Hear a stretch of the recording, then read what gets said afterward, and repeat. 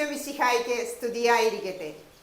വിശുദ്ധ മർക്കോസ് എഴുതിയ സുവിശേഷം 9-ാം അധ്യായം 33 മുതൽ 41 വരെയുള്ള തിരുവചനങ്ങൾ. സ്വർഗരാജ്യത്തിലെ വലിയവൻ. അവർ പിന്നീട് കഫർനഹൂമിലെത്തി. അവൻ വീട്ടിലായിരിക്കുമ്പോൾ അവരോട് ചോദിച്ചു, വഴിയിൽ വെച്ച് എന്തിനെക്കുറിച്ചാണ് നിങ്ങൾ തമ്മിൽ തർക്കിച്ചിരുന്നത്? അവർ നിശബ്ദരായിരുന്നതേയുള്ളൂ. കാരണം താങ്കളിൽ ആരാണ് വലിയവൻ എന്നതിനെക്കുറിച്ചാണ് വഴിയിൽ വെച്ച് അവർ തർക്കിച്ചത്. അവൻ ഇരുന്നിട്ട് 12 പേരെയും വിളിച്ചു പറഞ്ഞു, ഒന്നാമനാകുവാൻ ആഗ്രഹിക്കുന്നവൻ അവസാനത്തവനും എല്ലാവരുടെയും ശുശ്രൂഷകനുമാകണം. അവൻ ഒരു ശിശുവിനെ എടുത്ത് അവരുടെ മധ്യേ നിർത്തി അവനെ കരങ്ങളിൽ വഹിച്ചുകൊണ്ട് പറഞ്ഞു, ഇതുപോലെയുള്ള ഒരു ശിശുവിനെ എൻ്റെ നാമത്തിൽ സ്വീകരിക്കുന്നവൻ എന്നെ സ്വീകരിക്കുന്നു. എന്നെ സ്വീകരിക്കുന്നവൻ എന്നെയല്ല, എന്നെ അയച്ചവനെയാണ് സ്വീകരിക്കുന്നത്. നമുക്ക് എതിരില്ലാത്തവൻ നമ്മുടെ ഭാഗത്താണ്. യോഹന്നാൻ അവനോട് പറഞ്ഞു, ഗുരുവേ, നിന്റെ നാമത്തിൽ പിശാചുക്കളെ പുറത്താക്കുന്ന ഒരാളെ ഞങ്ങൾ കണ്ടു. ഞങ്ങൾ അവനെ തടഞ്ഞു, കാരണം അവൻ നമ്മളെ അനുഗമിച്ചില്ല. യേശു പറഞ്ഞു, അവനെ തടയേണ്ട. ഒരുവന് എൻ്റെ നാമത്തിൽ അത്ഭുത പ്രവൃത്തി ചെയ്യാനും ഉടനെ എന്നെക്കുറിച്ച് ദൂഷണം പറയാനും സാധിക്കുകയില്ല. നമുക്ക് എതിരില്ലാത്തവൻ നമ്മുടെ പക്ഷത്താണ്.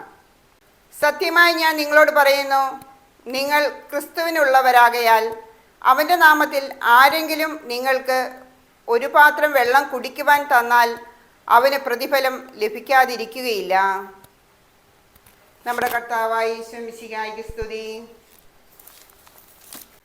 ഇന്നത്തെ നമ്മുടെ സുവിശേഷ ഭാഗം സ്വർഗരാജ്യത്തിലെ വലിയവൻ ആരാണ്? ഇന്ന് നമ്മുടെ സമൂഹത്തെ വീടുകളിലും ഇതേ ഒരു ചോദ്യം തന്നെയാണ്. ആരാണ് വലിയവൻ? അപ്പനും അമ്മയ്ക്കും 10 മക്കളുണ്ടെങ്കിൽ അതിലാരാണ് വലിയവൻ എന്ന ഒരു ചോദ്യം നമ്മുടെ ഇടയിലുമുണ്ട്. ഈശോ 12 ശിഷ്യന്മാരെയും വിളിച്ച് ഇപ്രകാരം പറഞ്ഞു. ഈശോ അവരോട് ചോദിച്ചു, നിങ്ങൾ എന്തിനെക്കുറിച്ചാണ് വഴിയിൽ വെച്ച് തർക്കിച്ചു കൊണ്ടിരുന്നത്? അവരാരും ഒന്നും മിണ്ടിയില്ല. നിങ്ങളിൽ ഒന്നാമനാകുവാൻ ആഗ്രഹിക്കുന്നവൻ അവസാനത്തവനാകണം. അവൻ എല്ലാവരുടെയും ശുശ്രൂഷകനായിരിക്കണം. അതാണ് യേശു പറഞ്ഞത്. എല്ലാവരെയും ശുശ്രൂഷിച്ച് കഴിയുന്നവനായിരിക്കണം ഒന്നാമൻ. ശിഷ്യന്മാർ യേശുവിനോട് പറഞ്ഞു, നിന്റെ നാമത്തിൽ ഒരുവൻ അത്ഭുത പ്രവർത്തികൾ ചെയ്യുന്നു, ഞങ്ങൾ അവനെ തടഞ്ഞുവെന്ന്.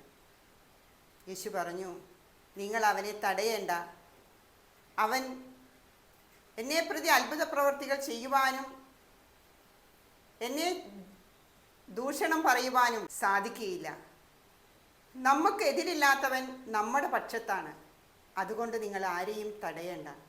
എൻ്റെ നാമത്തിൽ നിങ്ങൾക്ക് ഒരു പാത്രം വെള്ളം കുടിക്കുവാൻ ആരെങ്കിലും തന്നാൽ അവന് സ്വർഗസ്ഥനായ പിതാവിൻ്റെ അടുത്ത് അതിനുള്ള പ്രതിഫലം ലഭിക്കും.